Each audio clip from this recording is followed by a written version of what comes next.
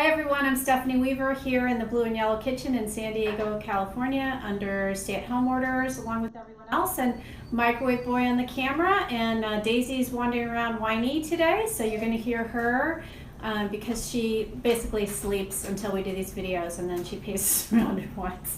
So anyway, welcome to our world.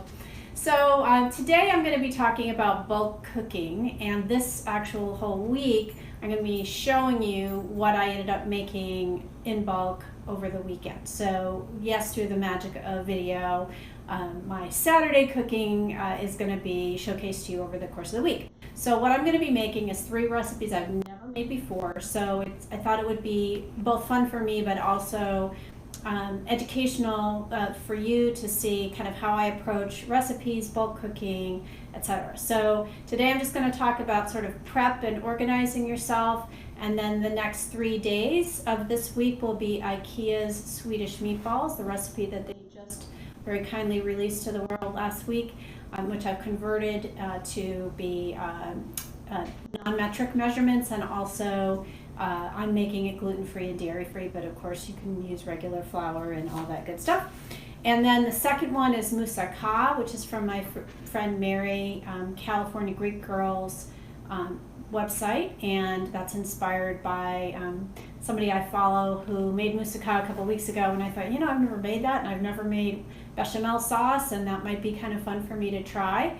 And then the last one is going to be Garten's roast chicken from the Food Network. Again, that was also inspired by someone that I follow. I've made roast chicken many times, I've just never made Ina's recipe, so I thought it'd be fun. So what I did last night was I prepped. That way the cooking today won't be quite as tiring, because there's a lot of steps to some of these recipes, and so it's just really helpful. And so what I did was I made up the meatballs because they needed to chill for 2 hours. So one of the first things I'm going to suggest that you do is print your recipes out. I always use recycled paper generally, and I read through them and then I make notes. So I always have a pen or a pencil with me so I can make notes on everything, but I read through all the steps. Obviously you want to make sure you have all the ingredients, and I did forget to buy parsley, but I do have this really nice dried parsley, so that's going to be subbed in one of these recipes. And it also tells you, like, oh, these meatballs need to chill for at least 2 hours, so I can't just make them right away. So that's what's really important. The moussaka, I needed to pre-roast the eggplant, so that happened last night, so that's that. And then I just, prepped up a lot of the ingredients. So there's 2 onions cut up, which are very stinky when I open the lid. There's the equivalent of 4 tomatoes that have been chopped in the food processor. There's some breadcrumbs in here. Here's all the ingredients for the chicken, ready to go. So you can see that that took probably an hour and a half last night, but that means I can really get into it this morning, which makes it a lot easier. And then what I like to do, once I've got all my ingredients set up, is I like to set them out on the counter in the order that I'm going to use them. And that might seem kind of retentive, which I am for sure, but that's there's a reason for that. It is from the French style of culinary thought. It's called mise en place, kind of put in place. And what that does for you, it really helps you focus on the cooking. So you're less likely to miss a step. Oh, my oven's ready. You're less likely to feel rushed. You're less likely to cut yourself or burn something. So it is really nice, and it just does feel very kind of nice and orderly to do that if you have time. And that might be something that your kids can help with, or other family members. And then also once you go through the recipes, that's when you can determine that, oh, I forgot to buy fennel when I went to the store on Wednesday.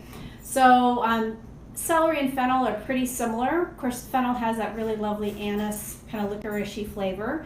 That would have been lovely in Ina Garten's recipe, but I didn't buy it. I'm not obviously going back to the store right now. I only go every 4 weeks or so. So I did some thick cut celery instead of that. And then again, the other thing is, if I'm making 2 or 3 recipes at a time, I'll also think through, do I want to start with the one that's the highest temperature, and then go to the shorter temperature ones, lower temperature ones, or do I want to start with the lower temperature ones and move forward? And also, how long does stuff bake? So the meatballs only need 30 minutes in the oven. The moussaka needs 45 minutes, and then the chicken's an hour and a half. So I'm going to do them in that order. I'm going to do them 30, 45, hour and a half. So we'll see you again tomorrow, so you can watch me make each of these recipes this week, and then on Friday I'll show you how I store them, portion them out, decide what's going to get frozen, what's not, and you'll see all the yummy food that I made for us, which will last us, a couple of weeks with all of the different ingredients. So follow me, S Weaver MPH, on social media. And if you're watching this on YouTube, come on over to Facebook, follow me there, Stephanie Weaver MPH. Talk to you guys soon and be well. Bye.